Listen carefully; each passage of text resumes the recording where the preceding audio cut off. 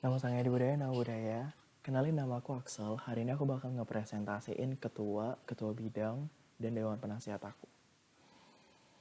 Nah, pertama kami bakal kenalin dulu. Aku Axel sebagai ketua, terus ada 2 orang dewan penasihat aku, Jovi sama Kevin. Terus sisanya ketua bidang udah di slide ketua divisi masing-masing. Ini untuk organogramnya. Di sini kalian bisa lihat aku jadinya ngebuat 2 orang sekretaris. Karena apa? Karena menimbang beban kerja sekretaris yang sangat tinggi untuk kepengurusan ini.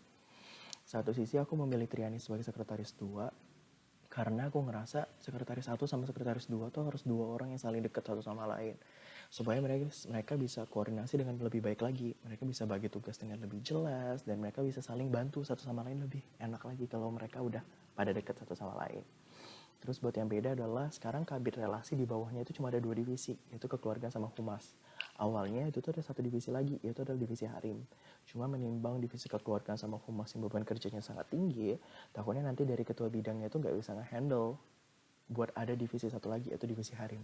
Makanya aku pindahin ke bawah Vania Velda sebagai kabit internal, menimbang Vania Velda sendiri kan yang awalnya sebelumnya itu adalah seorang kadif harim sendiri. Jadi dia bisa lebih tahu tentang divisi harim, makanya aku masukin divisi harim di bawah kabit internal. Nah, buat Dewan Penasehat, pada dasarnya itu dia itu adalah perwakilan masa KMB namanya ITB. Dia adalah perwakilan masa KMB dalam memberikan aspirasi untuk kami, dalam mengawasi kami, memberikan masukan juga. Nah, satu sisi dia juga harus dong untuk ngambil aspirasi dari kalian. Nah, untuk ngambil aspirasi ini, Dewan Penasihat bisa menggunakan banyak metode nih. Misal metode wawancara langsung, atau mungkin menggunakan metode melalui Google Form.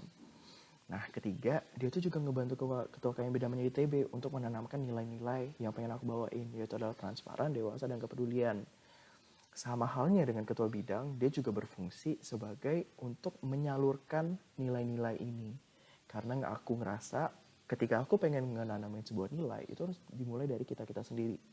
Dimulai dari orang-orang yang ada dalam kepengurusan inti KMB namanya ITB. Yang dengan harapan kedepannya itu bisa ditularkan lagi ke ketua divisinya, atau mungkin langsung ke anggota-anggotanya, atau bahkan yang non-divisi sekalipun.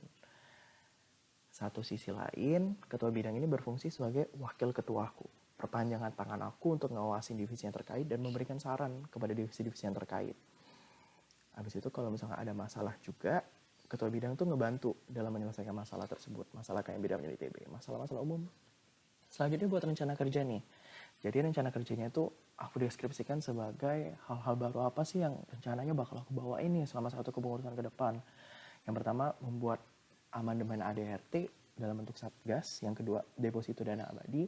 Yang ketiga tuh membuat surat keanggotaan. Bakal dijelasin di sini. Nah, yang pertama tentang satgas independen amandemen ADRT. Jadi kita kan tahu sendiri ADRT itu udah gak relevan banget nih. Udah terakhir dibuat tuh tahun 1991 terus gak pernah diubah sama sekali. Padahal kita tahu zaman dulu aja itu cuma ada 8 orang anggota, sedangkan sekarang anggota kita udah 400-500 orang.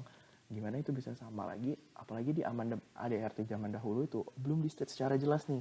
KMB Damai ITB itu sebenarnya identitasnya tuh apa sih? Fondasinya tuh apa sih? Apa aja sih yang harus diada di KMB ITB? Itu tuh ada, cuman masih sangat nggak jelas banget. Maka dari itu aku pengen nih ngebuat ADRT ini nih bisa lebih relevan lagi sama zaman sekarang. Kedepannya itu bakal dibuat satgas. Satgasnya itu tuh independen, jadi dia bukan di bawah kepengurusan saya, supaya kedepannya itu tidak ditakutkan ada hal-hal yang bersifat menguntungkan sebuah pihak atau golongan. Aku pengen ini nih bisa menguntungkan organisasi KMB sendiri, bukan pengurusnya. Nah, buat yang kedua, deposito dana abadi. Jadi, seperti yang kalian tahu, KMB ITB itu tuh punya dana abadi sekitar 40 juta. Nah, jadi di 40 juta ini selama ini itu tuh cuma dibiarin di bank aja. Dimana cuma dapat bunga bank yang sangat tidak sekian seberapa yang bakal kemakan inflasi nih setiap tahunnya. Maka dari itu aku pengen ngebuat deposito supaya kita bisa nggak kemakan oleh inflasi itu. Terus yang ketiga adalah tentang surat keanggotaan. Jadi di kepengurusan 2018-2019 itu tuh anggota KMB tuh ketika mereka dilantik cuma dilantik selama 2 tahun. Setelah mereka menjadi anggota biasa selama 2 tahun, mereka tuh bakal jadi anggota luar biasa. Maka dari itu di kepengurusan ini, tepatan banget mereka udah 2 tahun, aku bakal memperpanjang nih keanggotaan mereka. Jadi bagi mereka yang mau untuk menjadi seorang ketua bidang atau mau menjadi seorang ketua, mereka harus perpanjang dulu nih keanggotaan biasa mereka ini. Bedanya tuh apa sih sama keanggotaan luar biasa? Jadi anggota biasa itu tuh mereka bakal dihitung quorum. Anggota luar biasa tuh nggak bakal dihitung quorum. Kenapa aku buat kayak gitu? Karena ngelihat selama ini kita selalu punya masalah dalam quorum kan. Karena kita melihat sendiri kalau udah mahasiswa tingkat 3, tingkat 4 itu mereka udah cenderung sibuk sama kehidupan perkuliahan mereka atau kegiatan-kegiatan lainnya. Maka dari itu kita membebaskan mereka untuk tidak mencapai sebuah quorum. Oke. Sekian presentasi dari aku. Terima kasih. Nama saya Di Budaya Nama Budaya.